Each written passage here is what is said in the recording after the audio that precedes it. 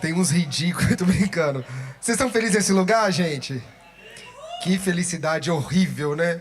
Vocês estão felizes de verdade nesse lugar? Melhorou um pouco, mas que bom que eu tenho uns gato pingado felizes. Quem sabe até a hora do ir embora você fica feliz. Se não, a gente agenda pra semana que vem a sua alegria, pode ser? Saudade de vocês, gente. Vamos orar por esse culto, que eu tenho tanta coisa pra fazer. Orar por essa palavra, melhor dizendo, que eu quero falar com vocês tanta coisa hoje. Deus defenderá. Você pode fechar seus olhos aí, então, para nós orarmos juntos? Senhor, muito obrigado pela oportunidade, o privilégio que é te adorar e estar em sua casa. Tudo que o Senhor tem movido nesse culto é tão sobrenatural e tão especial. É a prova da sua graça, é a prova do seu amor e é a prova da sua bondade. E é a prova também que o Senhor se agrada e se alegra mesmo sendo nós tão pequenos e tendo tão pouco para te dar, o Senhor mostra o seu amor e a sua graça e a sua gratidão, se alegrando com a nossa adoração. Senhor, eu também sei que nós, seres humanos, temos o péssimo hábito de desfocar, de olhar para outras paixões. E o Senhor, com a sua graça, nos atrai a cada dia e nos permite estar em tua presença. Obrigado por isso, Deus. Obrigado por essa palavra que nós vamos falar sobre isso hoje. Obrigado por tudo que o Senhor vai fazer. Fala conosco, Espírito Santo. Muda a nossa mente, quebranta o nosso coração, nos faz ter um novo entendimento, sair daqui ainda mais apaixonado pelo Senhor, porque enquanto tiver em nós fôlego de vida, ainda haverá oportunidade de te amar mais. Enquanto tiver fôlego de vida, haverá aqui um coração para queimar de amor. Enquanto tiver fôlego, nós vamos nos dedicar a amar o Senhor. Nós choramos, nós pedimos ao Senhor fala conosco, nós pedimos que o Senhor venha nos trazer discernimento em nome de Jesus. Amém. Amém, gente? Eu estava orando por essa palavra de hoje. Nós estamos há quase 2 meses, parabéns, falando sobre transformação, sobre mudança, falando sobre esse nome legal, Shifted, falando sobre ser transformado. E a cada semana que a gente prega, nós temos falado sobre mudar algo. A gente já falou sobre mude o que você vê, falamos sobre mude o que você pensa, e no mude o que você pensa eu me expus completamente, que eu falei dos meus defeitos, para não ter dúvida. Falamos sobre você não ser pessimista, não ser ingrato, e hoje eu queria falar com você sobre mude o que você valoriza. E faz algum sentido hoje falar sobre esse assunto, porque depois que a gente já começou a mudar para onde a gente olha, e começamos a mudar a forma como que a gente entende as coisas, agora é hora da gente começar a colocar no devido lugar cada uma das coisas da nossa vida. Faz sentido ou não faz? Porque às vezes você está até olhando para a coisa certa, às vezes você está até tentando pensar certo, mas talvez aquilo está no lugar errado, ou você está gastando uma energia maior do que deveria, ou você está dando uma atenção maior do que deveria, e é sobre isso que nós vamos falar hoje. Para a alegria de todos, o Bruno já pregou metade da palavra, pularei para a outra metade da palavra, que sem ele saber, ele fez o favor de iniciar a palavra para mim. Obrigado, Bruno, por isso. Então vou ler em outro, só não vamos ler igual, que eu vou ler o outro texto que fala provavelmente da mesma história, e uma curiosidade. Sabe coisas aleatórias que eu pego para estudar assim? Quando eu conto aqui que eu pego uma palavra e fico encucado nessa palavra? Essa história que o Bruno leu sobre a mulher quebrando o vaso é um assunto debatido na igreja, ou assunto que dá pano para manga, porque fato é que são 4 textos com 4 óticas diferentes, e isso não torna a Bíblia errante, torna a Bíblia, prova que a Bíblia foi escrita por homens, inspirado por Deus, porque são 4 homens contando sua perspectiva sobre a história. Até aqui tudo bem? Por exemplo, Lucas, que foi onde ele leu, Lucas não vivenciou. Mateus e João vivenciaram a história, então eles contam um relato que eles viram. Marcos e Lucas contam um relato que eles investigaram. Então, como investigador, você ouve e reproduz. Por mais que você seja um bom investigador, se passou 2 dias depois, a história já não vai ter a mesma riqueza de detalhes. Até aqui está todo mundo de acordo? E a outra coisa para você estar de acordo é que Pode ser que seja a mesma história, pode ser que sejam mulheres diferentes. E os dois argumentos estão certos. Porque Lucas vai dizer que era uma mulher pecadora. E esse termo poderia ser dado a uma mulher que não era conhecida. Mas Lucas, como um bom judeu, poderia estar chamando ela de pecadora por ser gentia. Ou por ser pecadora, a gente não vai saber. Fato é que, dependendo se é a mesma mulher, se não é, se são duas Marias diferentes, são três Marias diferentes, Mateus e Lucas nem vai falar o nome dela, pode ser outra. Você gasta esse mistério lá na eternidade para perguntar, que para já não muda a sua vida, combinado? Se o autor não fez questão de especificar, quem sou eu para gastar minha energia discutindo se é ou deixou de ser? Fato é que as quatro histórias as quatro narrativas têm coisas para ser aprendida, cada um com o seu detalhezinho à parte, combinado? Vamos lá em João 12, versículo 3.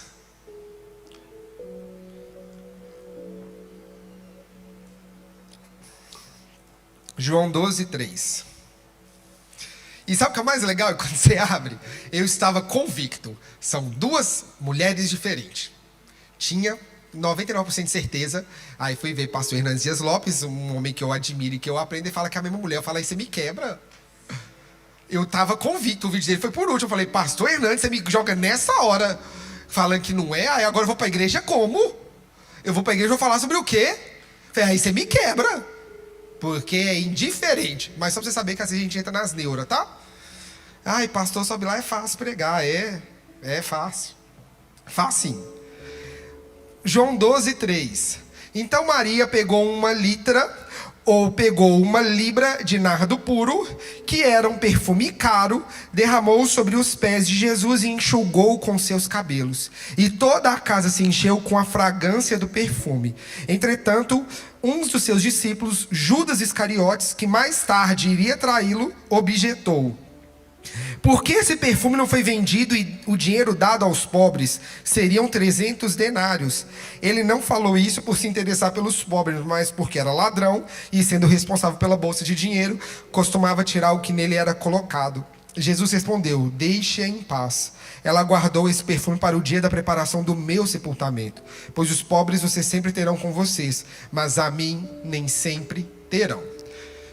Queria falar com vocês sobre, então, essa perspectiva de valorização. E eu queria começar com essa história, porque vamos tentar viver a história junto com Maria, para você ver como que isso é sério. E a gente tem que entender um pouquinho sobre tradição judaica. Tradição judaica nada mais é o que a história vai contar da boca de um judeu. Pode ser verdade, pode não ser, mas entende-se tradição judaica é a história que vai sendo contada, recontada, recontada, recontada. Aqui vai dizer que era uma litra, ou seja, mais ou menos de 300 a 500 ml de um perfume caríssimo. Nardo era extraído de uma planta lá do Himalaia, na Índia, e eles estão aqui em Israel, longe, e essa planta era caríssima, caríssima, caríssima. Sabe esse negócio muito caro? E o que diz a tradição judaica? Que um óleo, ele tem algumas funções. Um óleo, tipo as mulheres que passam creme, um óleo, que hoje em dia tem óleo para tudo. É a mesma, essa tradição é antiga. Então a mulher tem um óleo, por exemplo, Esther vai dizer que quando ela se preparava para se apresentar para o rei, para ser escolhida como a nova rainha, Esther ficou 6 meses se banhando em óleo. Porque isso ia trazer para ela uma pele bonita, ia trazer para ela um cheiro, ia aguçar, ia falar, que era tipo assim, você tem uma chance do cara te ver e falar, é você. Então a mulher tinha que preparar. Na tradição, naquela época, no Antigo Testamento. E no Novo Testamento você percebe que o óleo era importante. E o óleo tem a função de perfumar, tem a função de ungir. Então quando você queria ungir alguém para o ofício sacerdotal, para ser sacerdote, profeta, vinha-se com óleo. Ele também tinha a função de sarar ferida. Então você estava machucado, jogava um olhinho. A galera do Doterra tá amando agora, que voltaram com a moda dos olhinhos. Então você pode se perfumar, pode sarar, pode ungir e pode se preparar para o casamento. E o que se dizia naquela época? O que diz a tradição? Pode estar certo ou não, mas que a mulher começava ali na fase da adolescência a juntar este perfume para o casamento dela. E quando ela tinha o dinheiro, o óleo para o casamento, era uma coisa muito importante, a cerimônia religiosa. Concorda comigo? E a mulher ia junto. Pensa uma adolescente, uma menina, vamos pegar a partir dos 12 anos, a menina guardando. Eles não compravam 300 ml de perfume, ia comprando gotinha por gotinha e enchendo o jarrinho. E pensa você ter aquela coisa que é o símbolo de quando eu casar, eu vou usar isso. A coisa mais importante da sua vida. E o que vai dizer? Quando diz que 300 denários, e vai dizer, o Bruno disse muito bem, um denário era um dia de trabalho, mas coloca que é um dia de trabalho pesado. Entende que pagar com 1 ano de serviço, eu vou trabalhar 1 ano para ter isso de perfume. Mas eu pensar, beleza, é só 1 ano por um perfume. Não pensa que você é escravo, não tem mais nada, não tem comida, não tem nada, e você só tem direito a ter um perfume daqui a 1 ano. Você consegue entender quanto isso é custoso? O quanto isso, além de ser caro monetariamente, é muito valoroso? Vocês estão conseguindo entender comigo? É nesse cenário que ela, depois de que Jesus tinha ressuscitado seu irmão, ela decide honrar Jesus e ungí-lo. E ela estava ungindo ele como um sinal de que ia prepará-lo para o sepultamento dele.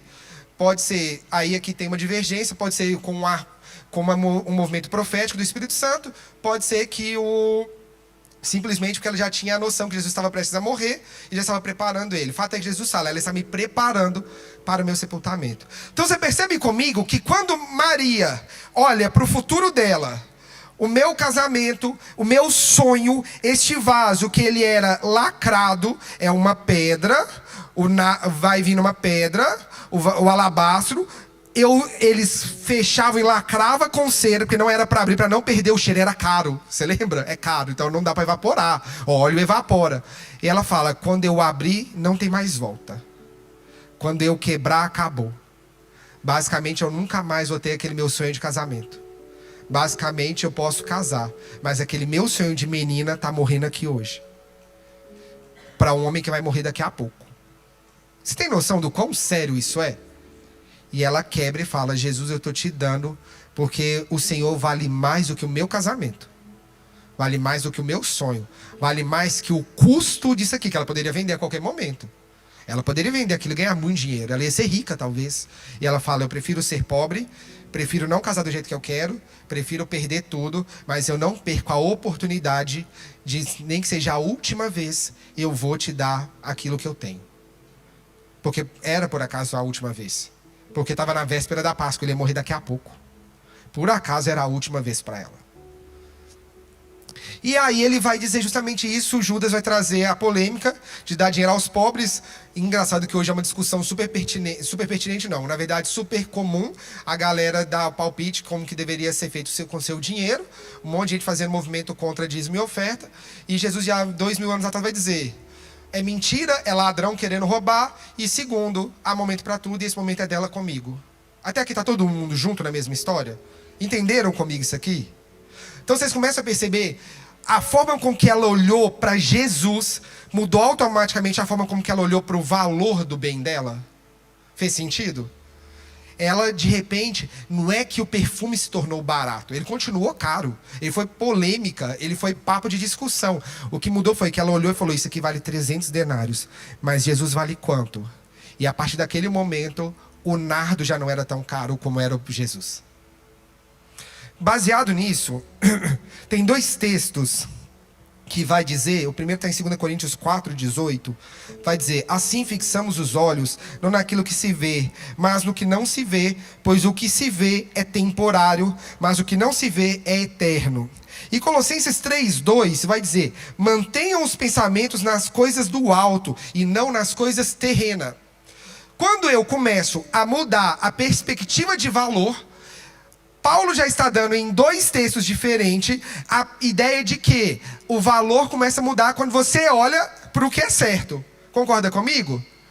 Para eu decidir que este copo não é a coisa mais cara do mundo, eu tenho que entender que eu dando ele, eu tenho uma coisa melhor que o copo. Concorda? Se não, o copo é a melhor coisa que eu tenho. Gente, é muito simples. Galera brasileira vai concordar comigo. Deixa eu conhecer. Quem veio do Brasil e tinha uma boa condição de vida no Brasil? Não tenha vergonha, se gabe por isso, inclusive. Glória a Deus pela minoria massacrante. Agora vamos pegar a galera que vai gritar sofrida. Cadê a galera que veio quebrada do Brasil pra cá? Cadê a galera que não tinha onde cair morto? Levanta a mão, se confessa, querido. Vamos lá. Ninguém quis levantar dinheiro, ficou com vergonha? Eu vou me expor. Lembro-me bem, chegando eu em Portugal. Gente, o brasileiro que chega em Portugal, você reconhece ele de longe, que ele admira tudo. Ele admira tudo. Oh, que gratidão. E eu cheguei, uma menina levou a Priscila numa entrevista de emprego e falou, vamos dar uma volta em Lisboa. Levou a gente. E você sabe que você é turista quando você não reclama de pagar nada. Porque quando eu cheguei, tudo era barato. Subir nesse negócio são só 10 euros. Hoje me fala para pagar 10 euros para subir aquele elevador, qualquer que seja. Qualquer elevador que seja. Ele pode dar um 360, pode dar um duplo carpado, ele pode piscar, ele pode me devolver o dinheiro. Eu falo, 10 euros para subir nesse elevadorzinho? Não, quero. Quem mais me entende? Mas quando você chegou, você achava barato, não achava? Aí a menina me levou pro shopping, me apresentou um mau caminho, chama-se Primark, né? E o pobre na Primark se diverte. Cara, eu lembro que eu tenho foto guardada, que eu tirei foto de tudo que eu comprei. Podia comprar? Não, vim quebrado. Mas só se vive uma vez. Comprei minha jaquetinha de couro, falso, mas foi minha primeira jaqueta. No Brasil não tinha nem a condição de olhar para uma. Comprei meu tênisinho que durou amargamente, que eu joguei ele fora, que eu fiquei com raiva de existir. Porque tênis, a marca não estraga, seu pé quebra, seu pé entorta, você vai parar no fisioterapeuta, mas o tênis tá lá. Véi de guerra, eu tenho até hoje, 6 anos, tá? Véi de guerra, tá lá. E eu não aposento ele, porque eu já tentei, já fui com ele pra obra, já torci ele volta inteiro, ele é resiliente. Comprei, o que mais? Comprei uma bolsa de couro falsa que eu tenho até hoje. Ela já descosturou 30 vezes. Ela já participou com meu pai vindo para Portugal, passou uma temporada. Meu pai consertou ela para mim, ela estragou de novo. A Priscila consertou para mim, ela está lá viva e forte. A correda já não tem cor, mas o couro tá lá intacto. Gastei 70 euros, eu gravei o preço e fiquei felizaço da vida. 70 euros contando para mim e para Priscila. Passa-se o tempo, Zara era inalcançável. Zara, quem me passar na porta da Zara, Deus me livre. Passa-se o tempo, você chega na Zara e você começa a falar, olha, afinal agora eu trabalho aqui, ganho em euro, tudo. Aí você começa a falar, dá pra eu comprar uma Zarinha no saldo. Quando o Zara está no saldo, você vai na Primark? É papel de trouxa. Passa papel de trouxa no crédito, no débito, em tudo. Então, o que você começa a perceber? Você começa a falar, tem uma coisa que é melhor. Agora a Primark já não é isso tudo. Quando acabar o saldo, Primark, sou fiel a você fora do saldo. Mas começou o saldo, vou dar uma olhada na concorrência. O que eu quero que você entenda? Essa percepção de valor existe quando você olha um em relação ao outro. Você quer começar a valorizar as outras coisas, começa a olhar mais para Jesus. E começa a colocá-lo sempre acima de tudo. Mas não é de uma forma metafórica, de uma forma... Ai, Jesus, eu te amo. É real mesmo. É tão real que eu vou te dar 4 coisas que você tem que tomar cuidado sobre o que você valoriza. Combinado? Combinado? E eu vou na Bíblia. E eu não vou falar de coisa mirabolante, vou falar coisa óbvia. Mas a gente tem que falar do óbvio, porque cada dia que passa eu tenho certeza que o óbvio tem que ser dito. Concorda comigo? E eu já vou começar a polêmica... Para todo mundo que vai na linha oposta para me bater, me crucificar, me apedrejar. Vamos lá em Atos 4:32. Vamos falar então de coisas que você tem que tomar cuidado, que você às vezes valoriza muito assim. E eu te entendo, eu valorizaria também. Valorizo, na verdade. Valorizo. Obrigado, meu irmão. Atos 4:32 vai dizer, da multidão dos que creram, cadê a galera que crê? Cadê a multidão que crê? Um era a mente e um só o coração. Tá? A galera era unida, concorda comigo? Ninguém considerava unicamente sua coisa alguma que possuísse, mas tudo era comum a todos. Então a galera, cadê a galera que creu? Diminuiu, porque eu sabia que quando falou que o negócio era de todo mundo, já ninguém quer. Fala que a galera que creu... Eles conseguiram um feito histórico. Detalhe, tinha acabado de batizar 3.000 pessoas, tá? Não é uma multidão de 30, não. 3.000 batizados. E onde tem 3.000, pode ter 4.000. A galera que vem de visitante. Mas vamos pegar os 3.000 contados. Fala que ninguém achava que era sua aquela coisa. Era tudo de todos. Com grandioso poder, os apóstolos continuavam a testemunhar da ressurreição do Senhor Jesus, e grandiosa graça estava sobre eles. Não havia pessoa necessitada entre eles, pois os que possuíam terras ou casas as vendiam, traziam dinheiro da venda e os colocavam aos pés dos apóstolos, que distribuíam conforme a necessidade de cada um. Eu amo o crente que quer falar que a igreja primitiva devia voltar. Concordo, o primeiro relato da igreja primitiva é esse. Primeiro relato da igreja primitiva é a generosidade e a doação. Então vamos voltar mesmo? Eu quero que você perceba que você quer mudar o que valoriza, a primeira coisa que você vai mudar é o valor que os seus bens têm. Estava hoje com um amigo meu, Deus tem me ensinado de diversas formas que eu acho muito legal. E hoje eu trabalho com um rapaz de Bangladesh, que outro dia ele fez eu comer, a comida desceu rasgando aqui assim, ó. Sabe aquela comida que desce amarga? Que eu fui chamar a atenção dele, que eu fui já almoçar, ele foi querer, já tinha pagado um dia, beleza, um dia, 2, eu falei, agora vai começar a falar que eu sou folgado, né? Que o brasileiro já estaria julgando, o brasileiro ofereceria por cordialidade, mas falava, ó, que aproveitar doido, aceitou. Tô zoando, não tô falando mal do brasileiro, senão sai daqui. Pastor de jovens fala mal de brasileiro em igreja bolsonarista, da parede preta, e gera revolta entre os fiéis. Mas enfim, fui falar com ele, e aí eu chamei a atenção, aí na próxima vez ele chamou de novo, falei, hoje eu pago esse negócio, vamos lá ver o que vai dar disso. E sentei pra falar com ele, mano, não dá pra ser assim, cara, eu vou parar de vir porque começa a ficar feio pro meu lado. Aí ele virou pra mim um negócio que me doeu, e não é crente, tá? Falou, Rafael, você não é um amigo, você é um irmão. E como que eu sou capaz de deixar meu irmão comer e eu não pagar? Você acha que a comida desceu depois dessa hora? Eu conheci ele há 2 meses. Ô, gente, eu trabalhei em empresa por mais de um ano que eu não sei nem o nome do povo. Você percebe que como que a noção dele é, cara, eu não consigo. Aí hoje ele foi conversar comigo sobre esse assunto de novo, que ele me chamou para tomar café e essa é palhaçada. E ele falou, my friend, começou a me xingar, falando. Uma vez a gente brigou sobre dinheiro, mas eu quero que você entenda. O que eu tenho, eu quero distribuir e eu quero repartir. E eu não acho certo ser só meu. Eu não sei se eu vou morrer amanhã. Eu não sei se eu vou ter o amanhã. Então, eu não consigo viver aqui hoje e não dividir, não repartir. Qual foi a última vez que você ouviu um irmão em Cristo falando isso com você? Qual foi a última vez que você falou isso para um irmão em Cristo? Porque é bom a gente julgar, né? Então se julga. Qual foi a última vez que você falou para o seu irmão em Cristo? Isso aqui não é meu, é nosso. Você vê como é que isso é sério?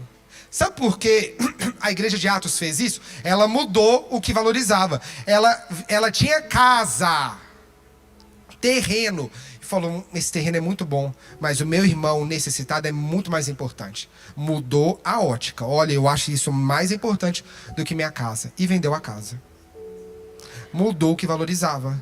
Eu não estou te falando para você mudar a sua percepção de bens de forma rasa, não, querido. Estou te falando do radicalzão mesmo. Não estou te falando de ser hipócrita e cantar, abro mão dos meus sonhos, abro mão dos meus planos e não abrir mão de nada. Não abrir mão de ter coragem de ofertar uma água para o seu irmão. Cara, em nome de Jesus, para com isso. Valoriza mais ele em nome de Cristo. Porque é com esse irmão chato que você vai ver o resto da vida no céu. É com esse que você vai ter que aturar. E se bobear, ele mora do lado. Se bobear, mora no andar de cima para andar correndo na sua cabeça. Deus me livre. Senhor, eu fiz muitos inimigos no meio do caminho. Se todo mundo morar em cima de mim. Próximo bem. Filipenses 3:7. Eu vou ler para a gente ganhar tempo. Filipenses 3:7 diz: contudo, o que para mim era lucro, passei a considerar como perda por causa de Cristo. A gente canta isso, a gente fala desse versículo, mas eu fui ver o contexto e a palavra no grego. Lucro é literalmente lucro mesmo, sabe? Eu paguei 10, vendi por 20, lucrei 10 euros. Eu tinha um carro, fiz um rolê e ganhei 2 carros. Lucro. O que Paulo está dizendo? É metafórico, porque Paulo aqui, por acaso vai trazer o contexto que eu jogo logo a seguir. Mas só para você entender, Paulo está falando de um ponto de vista um pouco metafórico, mas eu queria falar a você do ponto de vista realzão mesmo. Se a gente não parar agora com esse desejo desenfreado sobre lucro, o seu irmão vira objeto de troca na sua vida.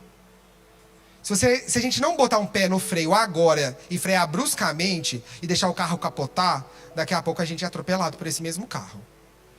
Porque irmão não é moeda de troca. Não deveria ser, pelo menos. Você está disposto a abrir mão do seu lucro por amor a Cristo?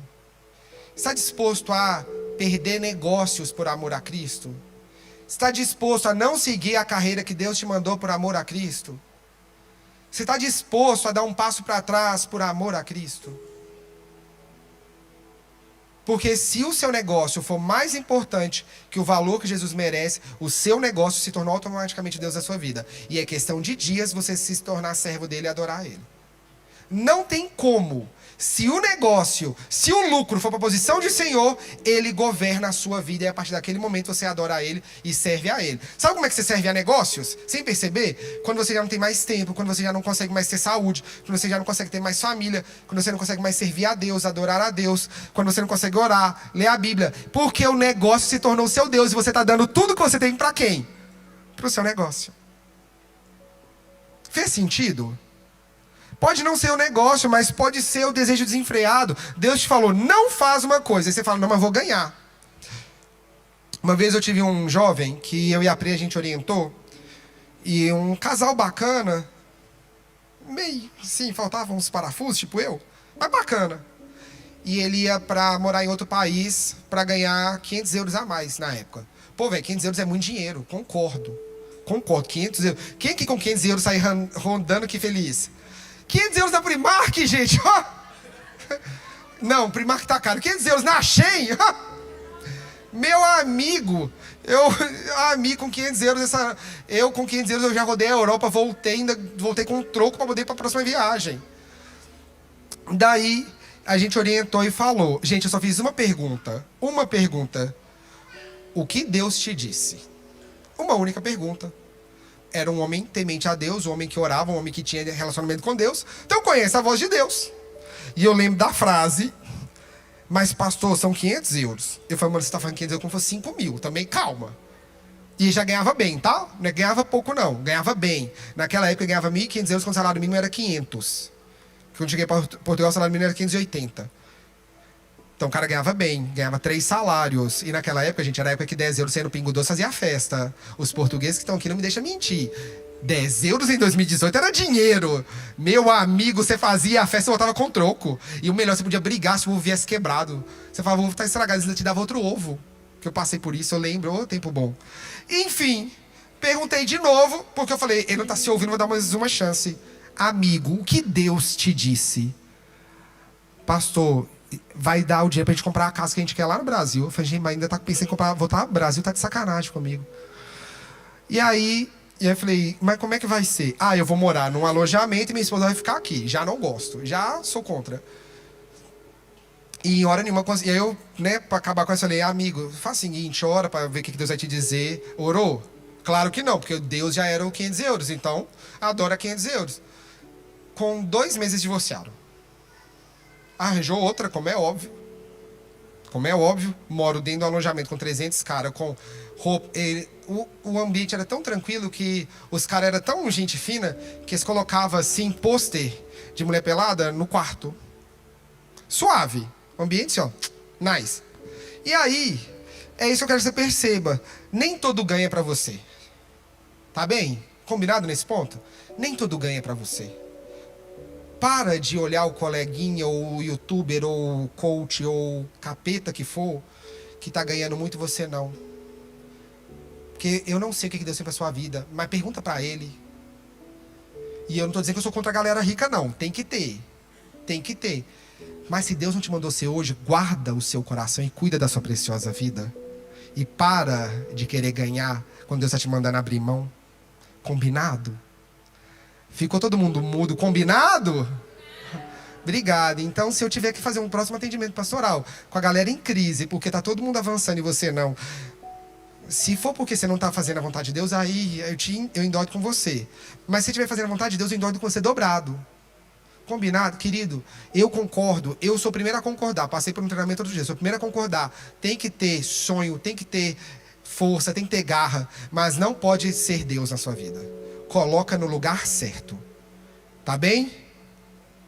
Terceiro, esse aqui me quebra. Esse aqui me humilha. Se você voltar no versículo 4, em Filipenses 3, vai dizer: ainda que também podia confiar na carne. Se algum outro cuida que pode confiar na carne, Paulo diz: eu posso ainda mais. Foi circuncidado ao 8º dia, da linhagem de Israel, da tribo de Benjamim, hebreu de hebreus, segundo a lei, foi fariseu, segundo o zelo, perseguidor da igreja, segundo a justiça que há na lei, irrepreensível. Paulo está dizendo: eu fui o melhor judeu que pudesse existir. Eu fui hebreu de hebreus. Mano, ele é tipo o rei dos reis. Senhor dos senhores dos hebreus. Ele fala: eu fui fariseu aos olhos da lei. Ou seja, o cara ele vai dizer...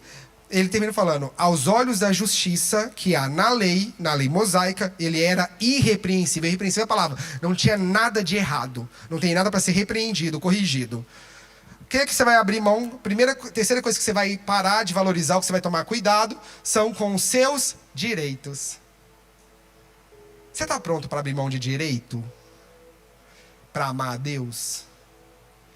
Porque esse aqui pega. Esse aqui me pega. Esse me pega. Eu trabalho no escritório de advocacia. Esse me pega dobrado. Esse é que eu passo mal. Mas e se Deus te mandar abrir mão dos direitos? Porque é o que o Paulo está dizendo. Porque logo em seguida ele fala: o que era lucro passei a considerar como perda. Você está ligado, querido, que daqui, talvez vai ser um dia você vai ter que vai apanhar de um lado da cara e ao invés de você abrir um processo vai ter que dar outro lado da face? Você tem noção do que é isso? Não estou dizendo que você tem que sair fazendo a reveria e ser omisso. Deixa Deus falar com a sua vida. Mas você está preparado para o dia que Deus te falar: abre mão dos seus direitos? Eu sei que você quer revidar. Eu sei que você quer vingar. Mas eu estou te dizendo não. Se Deus disser isso. A discussão da igreja de Corinto, uma das problemáticas da igreja de Corinto, ou a igreja do século XXI, problemática, cheia de gente doida por metro quadrado. E o pior, tudo hortipeiro, que fala que era múltiplo de dom. Igreja mais completa de dom e a mais problemática, século XXI. Uma das problemáticas foi porque um irmão entrou na justiça contra outro irmão. E Paulo vai descer o sarrafo na carta falando sobre isso. Porque ele diz, na ótica dele é intolerável o mundo ver que os irmãos em Cristo estão em contenda. Ele fala: o não crente vê isso e não vai crer. Faz sentido, não faz? Gente, eu lembro do dia que eu vi no Facebook, finado Facebook, que descansa em paz, o povo batendo boca por causa de teologia, porque é sempre os crentes que entram na briga, né? É sempre os crentes que entram na briga. E eu lembro, eu li, não foi que ninguém me falou, eu li a menina falando: é por isso que eu não vou na igreja, nem vocês entrem em acordo. Porque pra quem tá de fora vai ver isso.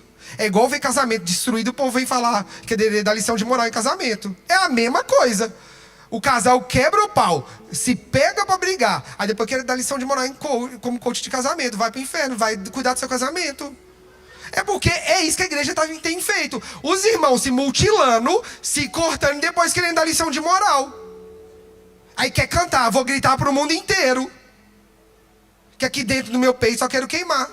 Quer queimar de ódio, quer queimar de inveja, quer queimar de discórdia, quer queimar de qualquer coisa, menos de amor. Gente, é difícil ser irmão. De qualquer lado que for, seja em Cristo, seja biológico, seja o que for. É difícil ser irmão. E é por isso que Jesus chama a gente de irmão. Porque é difícil. Mas irmão protege irmão. Se for preciso, cuidado com o tanto que você valoriza os seus direitos. Cuidado. E eu te falo como um justiceiro de plantão. É nocivo. Ser justiceiro é ser envenenado diariamente. Porque, inclusive, é daí que nasceu o pecado. Querer conhecer o bem e o mal e ser árbitro dele. Sabe por que é mal conhecer o bem e o mal? Porque passa a ser relativo. Quando já não há um juiz e todo mundo é juiz, aí passa a ser relativo. Porque se todo mundo conhece o bem e o mal, a partir de agora, o que é o bem para mim é o mal para você. E quem está certo nessa história? Gente, você não precisa ir longe, não. Para muitas culturas árabes, a poligamia é a coisa mais normal do mundo. E aí? Para os judeus, não pode comer porco. E aí?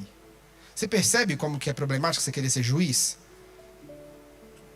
E o último, e não menos importante, e esse você pode até se colocar de pé.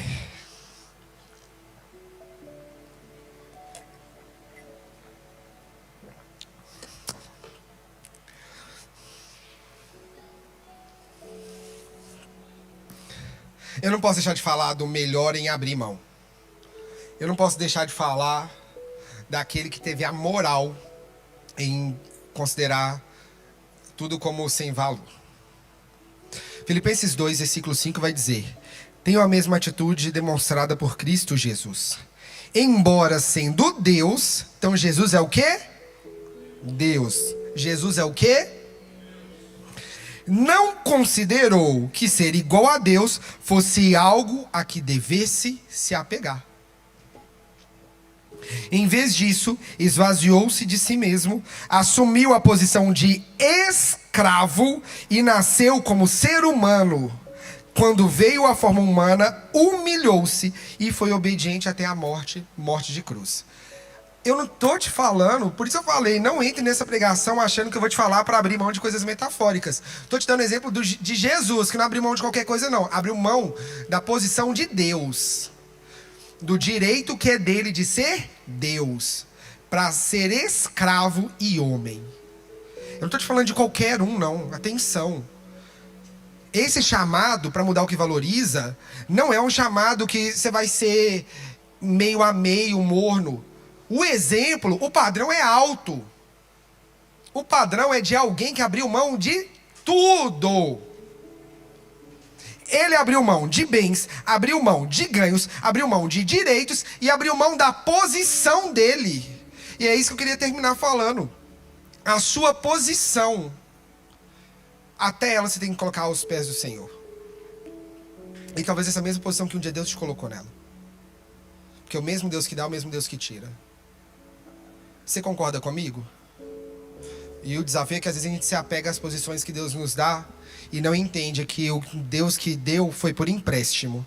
E pelo nosso bem, às vezes é hora de a gente entregar para Ele. Pelo nosso bem, é hora da gente devolver para Ele. Você não precisa sair daqui e acreditar em mim.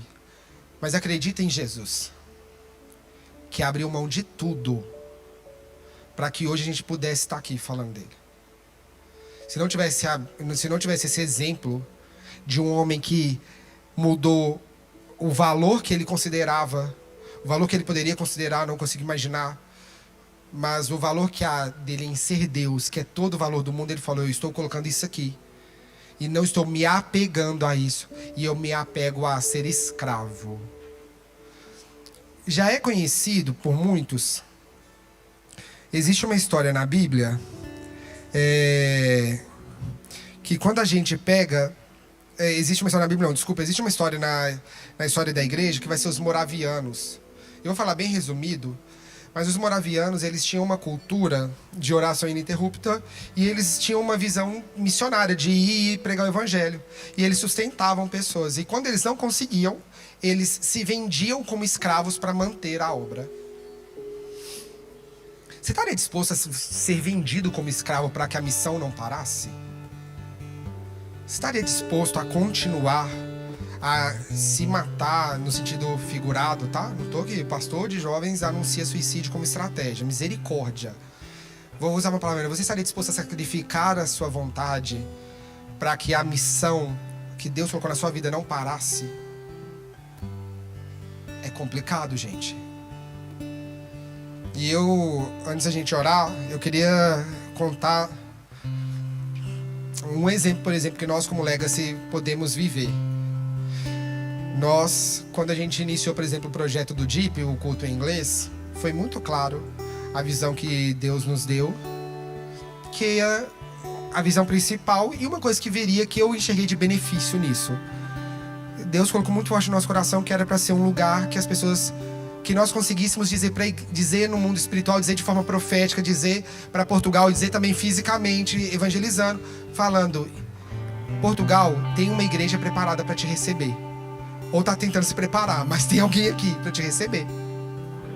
E eu queria fazer esse ato de fé, falando: cara, se tem muitos jovens aqui que não falam português e que não estão indo, e existem igrejas aqui em Portugal, uma bênção, eu não tenho pretensão nenhuma de ser melhor que eles, ou de dizer que eu sou único, essa prepotência eu não tenho, mas queria ser mais um membro ativo no corpo de Cristo dizendo isso.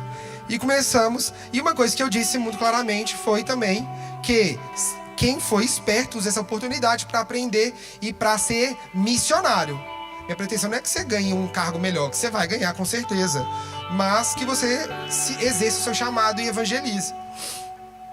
Já vai fazer 1 ano de Deep e Deus tem falado, Deus tem movido. Eu lembro do dia que eu orei, falando aqui no culto. Minha esposa, eu contei semana passada, falei que ia falar mal e aí ela tá aqui. Ela me chamou a atenção, falando que eu fiquei chamando o povo de retardado no altar.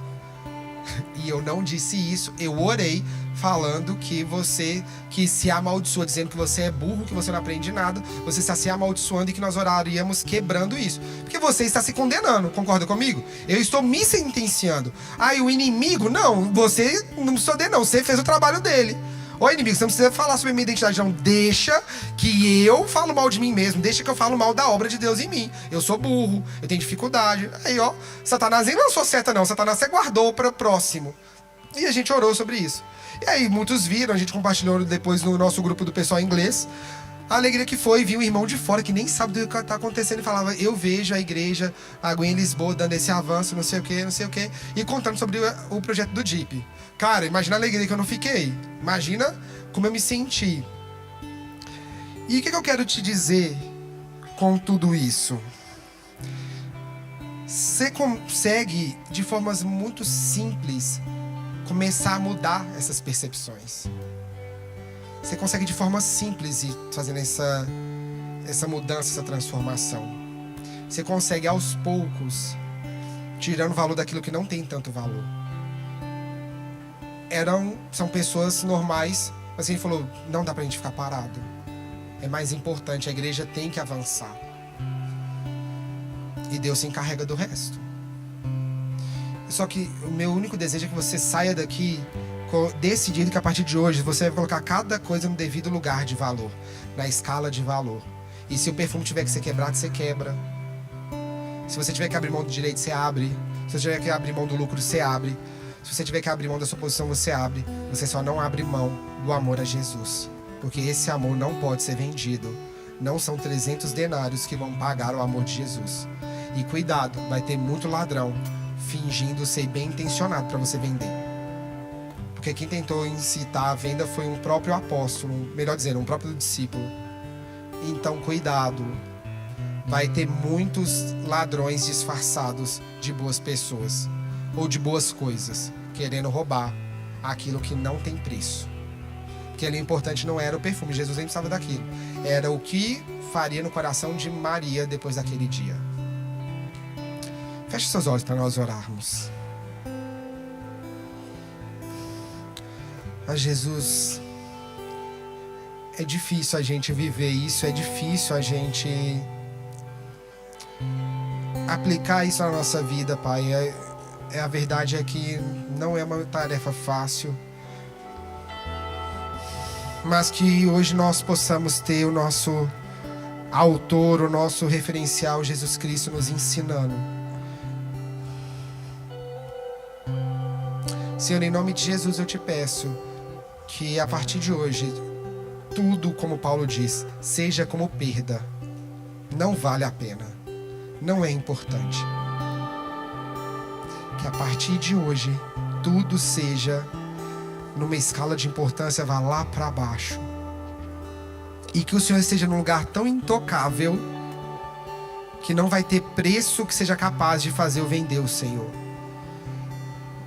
E não só vender o Senhor, mas vender tudo aquilo que eu posso dar ao Senhor. Mesmo que ladrões queiram me sugerir, tá tudo bem. Mesmo que vozes venham dizendo, tá tudo bem fazer isso, Jesus entende. Não deixe eu ser seduzido por essas vozes. Mesmo que outras vozes digam, você vai fazer isso, você vai lucrar mais e vai ser para a glória de Deus. Se não, o Senhor não estiver de acordo, não deixe a gente ser seduzido. Talvez fosse mais lucrativo vender um perfume e sustentar 300 pobres, mas Jesus disse, isso aqui é o que ela deveria fazer. O Senhor está dizendo, o mais importante era estar aos seus pés. E o Senhor ainda nos deu a promessa de que teria outras oportunidades, que o Senhor cuida de tudo. A gente não pode ser seduzido pelas coisas, ainda ser seduzido pelas mentiras de que é para o Senhor, quando não é. Talvez não é para o Senhor, nós estamos caindo numa mentira dizendo que é. Pai, eu te peço, eu não quero que a igreja seja induzida, eu quero que a igreja tenha clareza, e eu te peço em nome de Jesus, Espírito Santo, a verdade que só o Senhor pode dizer, que seja essa voz a dizer a cada um de nós. Que cada um de nós passemos a ter clareza, passemos a entender aonde está o valor das coisas que nós temos, aonde nós temos colocado valor. Nos faz enxergar, Jesus, aonde nós temos colocado os nossos olhos, se são em coisas passageiras, se não é no eterno. Nos mostra aonde nós estamos sendo seduzidos, porque essa sedução, essa ganância vai nos derrubar um dia, se já não tiver derrubado. Por isso, Senhor Jesus, com a sua graça, nos levanta, nos atrai, levanta os nossos olhos para ver o Senhor e se apaixonar de novo por esse olhar e considerar tudo ao redor como perda. A gente não quer ter uma paixão passageira, a gente quer ter um amor que nada mais importa. Olhando para o Senhor, nada mais importa. Já não importa se eu vou ter uma casa ou se eu não vou ter, se eu vou ter um carro ou se eu não vou ter. Já não importa mais se eu vou ser dono de uma grande companhia ou se eu vou não ter nada. Não importa mais. Tudo isso é secundário. O Senhor pode dar, a sua graça transborda e tem uma missão. Tem uma missão. Talvez essa prosperidade é necessária para sustentar tantos outros, mas não é por isso que a gente se move. Não é por isso que a gente existe. Não é para construir tesouro aqui. Senhor, quebra o nosso coração. Quebra. Esmaga o nosso orgulho. Esmaga a nossa vaidade. Esmaga a nossa vaidade, o nosso ego. Esmaga, Senhor, o nosso egoísmo. Esse desejo de sempre lucrar, de sempre querer ganhar, de não aceitar perder. Esmaga, Senhor, nessa noite. Esmaga, sepulta, arranca, Jesus. Não deixa que essa semente continue brotando e crescendo no nosso coração.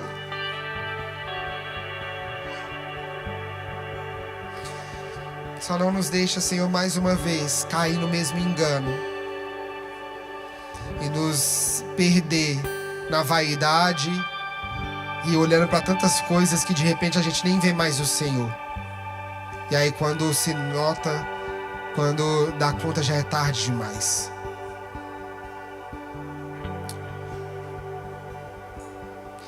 Senhor, e se nós estávamos longe do Senhor, que a sua graça nos atraia de volta para o centro da sua vontade. Que a sua graça diga do alto: olha para mim. Que a sua graça nos chame e essa voz que treme o nosso interior fala: olhe para mim. Que a sua graça nos receba, nos abrace como um filho e nos lembre de quem nós somos, e que essa posição não pode ser roubada. Em nome de Jesus. E eu não posso encerrar esse culto sem te dar sem orar também por você que está aqui hoje e que estava longe dos caminhos do Senhor e hoje quer voltar. Então, se tem alguém aqui hoje que estava longe, que andou por caminhos longe do Senhor e que hoje quer voltar, eu queria que sem constrangimento você fizesse um sinal com a sua mão, que eu quero orar por você. Glória a Deus, já temos uma vida. Se tem mais alguém aqui nessa noite que está longe do Senhor e quer voltar e fala: eu não consigo, levanta a mão que eu não vou deixar de orar por você nessa noite. Essa é noite de recomeço, igreja. Essa é noite de transformação. Essa é noite do abrir mão de tudo, quebrar o que tiver que quebrar e falar: Jesus, eu quebro o que for para não te perder. Glória a Deus pela sua vida, minha irmã. E eu gosto de fazer umas loucuras. Vocês já viram que eu sou meio doido, meio alterado assim, né? Falta remédio, tem hora? Falta! E eu queria te convidar, minha irmã, sem constrangimento. Minha esposa vai aí até você. Eu queria te chamar para vir até aqui, que eu quero orar por você de pertinho. Você pode trazê-la, Priscila? entrego tudo que há em mim. Eu te entrego tudo. Parabéns, minha irmã. Coisa de corajoso. Maria quebrou e você tá dando um passo de fé. Tá pau a pau assim, ó. O que é pior, o perfume ou o orgulho? Tem lá minhas dúvidas. Parabéns. Eu queria convidar toda a igreja junto com você a repetir uma oração comigo. Você pode? Então todo mundo põe a mão assim sobre o coração, as mãos sobre o coração. E repita comigo assim: Senhor Jesus, essa é a noite de te entregar tudo. Essa é a noite de abrir mão de tudo. E essa é a noite de voltar para o Senhor. Por isso eu te peço perdão pelos meus pecados. E eu te peço uma nova chance. E eu te peço, escreva o meu nome no livro da vida e me dê a vida eterna, em nome de Jesus. Minha irmã, olha pra mim, é tudo ou nada, é all in, é tudo ou nada. E você tá preparada para esse tudo ou nada com Jesus? A gente é festeira, a gente é doida, a gente é feliz. Você ganhou uma família, você chegou aqui, sei lá como, e tá saindo com uma família e corajosa. Já foi lucro. E eu vou contar até 3. Que essa família vai celebrar com você, vai comemorar, vai te jogar pra cima. Sei lá o que eles vão fazer. Talvez eles não vão fazer nada, talvez o povo é meio lento. Mas eu não acho que vai ser hoje o caso. Mas isso aqui é pra você marcar esse dia da sua vida como o dia do novo de Deus na sua vida, ok? Então você olha pra mim, só quando eu falar o 3, você olha pra trás. Cadê a galera animada? 1, cadê a galera feliz? Cadê a galera que comemora? Cadê a galera que grita alto? E 2, cadê a galera que tá celebrando? Vocês estão fracos na celebração? Cadê a galera que vai celebrar o novo começo? E 3. Entrego tudo que há em mim. Eu te entrego tudo que existe em mim. Eu te entrego tudo, meu amado. Receba tudo.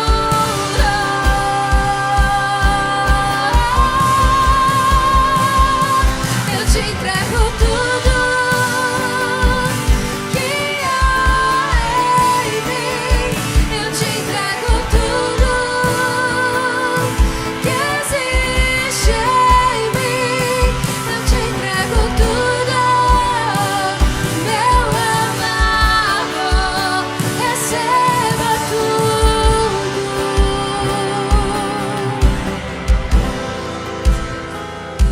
Eu te entrego tudo que há em mim. Eu te entrego tudo Você pode cantar isso ao Senhor. que existe em mim. Eu te entrego tudo, meu amado. Receba tudo. Semana que vem a gente vai ter um legacy mais que especial. Mas eu preciso de sua ajuda, cara. Eu preciso muito de sua ajuda. Porque a galera tem hora que é meio terceira idade, é meio melhor idade nascer, se eu passo um mal. O que nós vamos fazer semana que vem? Pós-culto Legacy, nós vamos ter uma noite de jogos e brincadeiras lá no Lagoinha Coffee. O que você tem que fazer? Vim muito empolgado. O que você não pode fazer? Ir embora. O que você não pode fazer? Ficar igual aqueles idosos reclamando de tudo, que esse povo azedo. Você não pode. O que você pode fazer? Se enturmar. O que você não pode fazer? Ficar igual o bicho do mato. Igual aqueles, como mineiro diria, igual o jacu, escondido. Você não pode. Combinado? Vocês estão preparados? Então vocês vêm, chama todo mundo. Nós vamos ter um monte de jogo. Vai ter quebradeira, vai ter jogo da discórdia santa. Tô zoando. Vai ter uma competição sadia dos irmãos querendo se pegar em abraços. Os irmãos profetizando na vida do outro palavras de vitória. Os irmãos controlando a carne. Consigo ver irmãos guardando a língua. Consigo ver irmãos guardando o ódio, sendo tratado por Deus. Consigo ver os irmãos do Imagem e Ação ficando com raiva do coleguinha que é péssimo em mímica. Vai ser noite de talentos. Você vai descobrir que você é péssimo em desenho.